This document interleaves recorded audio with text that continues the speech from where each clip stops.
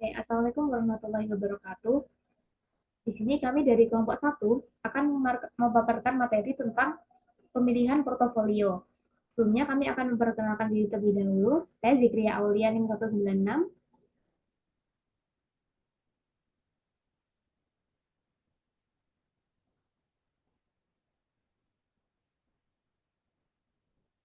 Saya Nina Dwi Syarifah dari 328. Saya Fendi Pasangmas dengan NIM 312. Saya Bimo Febrian Karison dengan NIM 316. Saya Ristika Nanda dengan NIM 330. Baik, yang pertama kami akan membahas mengenai attainable set dan efficient set. Jadi sebelum itu set sendiri ini adalah kumpulan dari banyak portofolio.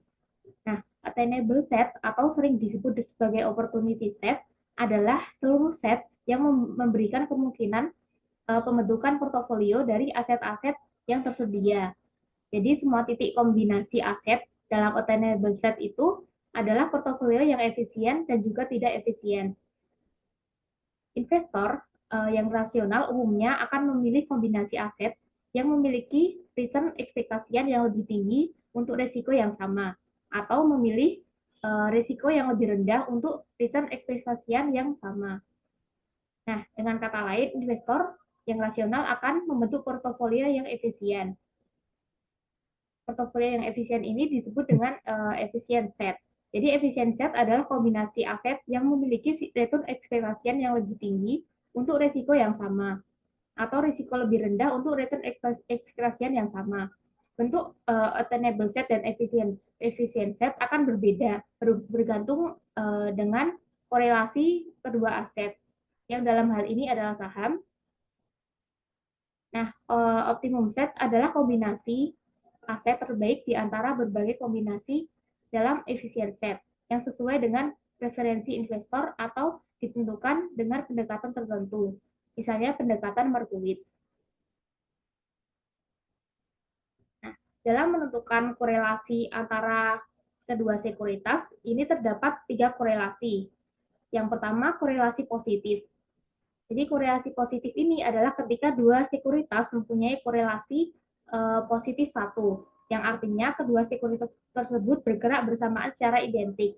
Jika sekuritas pertama sedang dalam kondisi naik, maka sekuritas kedua juga akan cenderung naik. Penggabungan dua sekuritas yang berkorelasi positif ini tidak akan memberikan manfaat pengurangan risiko. Jadi risiko portofolio yang dihasilkan dari penggabungan ini hanya merupakan rata-rata seimbang dari risiko individual dan sekuritas yang ada dalam portofolio. Selanjutnya akan dijelaskan oleh rekan saya. Yang kedua, itu tidak ada korelasi antar sekuritas. Jadi untuk korelasi antar dua aktiva A dan B sebesar 0, yaitu rho sama dengan 0. Pergerakan sekuritas ini bersifat independen. Jadi diversifikasi itu dapat mengurangi risiko, tetapi tidak sepenuhnya menghilangkannya. Kemudian yang ketiga itu ada korelasi antara sekuritas negatif sempurna. Untuk korelasi negatif sempurna antara aktiva A dan B, yaitu rho sama dengan -1. Jadi sekuritas ini bergerak berlawanan arah secara sempurna. Diversifikasi dapat sepenuhnya menghilangkan risiko jika bobot portofolio itu dihitung dengan benar. Selanjutnya akan dijelaskan oleh rekan saya.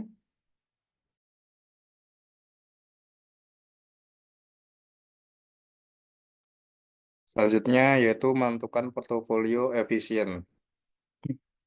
Jadi portofolio efisien itu portofolio yang memberikan tingkat pengembalian terbaik untuk tingkat risiko tertentu. Begitu juga sebaliknya.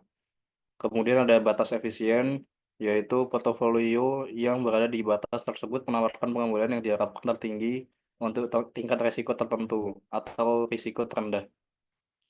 Terus ada langkah-langkah menentukan portofolio efisien, yaitu identifikasi aset, analisis return dan risiko, kemudian ada analisis korelasi, kemudian ada konstruksi portofolio, dan yang terakhir ada evaluasi portofolio. Kemudian saya akan menjelaskan tentang portofolio optimal. Jadi portofolio optimal yaitu menemukan kombinasi aset investasi yang memberikan tingkat pengembalian tertinggi dengan risiko yang paling rendah. eh, jadi metode pembentukan portofolio optimal itu ada metode indeks tunggal dan metode access return to beta. Kemudian ada langkah-langkahnya juga sama, yaitu yang pertama identifikasi aset investasi, yang kedua analisis return dan risiko, yang ketiga pemilihan aset, yang keempat penentuan proporsi aset, yang terakhir evaluasi dan rebalancing. Selanjutnya akan dijelaskan oleh rekan saya. Oke, yang selanjutnya kita masuk ke portofolio optimal berdasarkan model Markowitz. Nah, untuk teori portofolio dengan model ini itu didasarkan dengan 3 asumsi. Yang pertama itu ada periode investasi tunggal, misalnya itu seperti 1 tahun begitu. Dan yang kedua itu tidak ada biaya transaksi. Dan yang ketiga itu preferred investor hanya berdasarkan pada return yang diharapkan dan resikonya. Dan selanjutnya itu saya akan menjelaskan tentang pemilihan portofolio optimal berdasarkan preferred investor. Nah, yang selanjutnya itu permukaan efisien ialah kombinasi aset-aset yang dibentuk portofolio yang efisien oleh investor. Nah, ini merupakan bagian yang mendominasi lebih baik titik lainnya karena mampu menawarkan tingkat return yang lebih tinggi dengan risiko yang sama dibanding bagian yang lainnya. Nah, pemilihan portofolio ini didasarkan pada preferred investor terhadap return yang diharapkan dan risiko yang ditunjukkan oleh kurva indifferent. Dan yang selanjutnya akan dijelaskan oleh teman saya. Di sini saya akan menjelaskan tentang portofolio optimal dengan aktiva bebas risiko. Jadi, portofolio optimal ini adalah kombinasi aset yang memberikan return ekspektasian tertinggi untuk tingkat risiko tertentu atau risiko terendah untuk tingkat tertentu. Jadi, dengan memasukkan aset bebas risiko seperti obligasi pemerintah, investor dapat mencapai garis pasar modal dalam kurung capital market line yang menunjukkan kombinasi optimal antara aset berisiko dan bebas risiko. Jadi contohnya, misal kamu berinvestasi di obligasi pemerintah yang memberikan return stabil, yaitu 5% per tahun dalam kurung bebas risiko, dan saham yang berpotensi memberikan return 10% tetapi dengan risiko tinggi. Jadi dengan mencampur keduanya, kamu bisa mendapatkan return yang lebih tinggi daripada hanya berinvestasi di obligasi, tetapi dengan risiko yang lebih terkendali.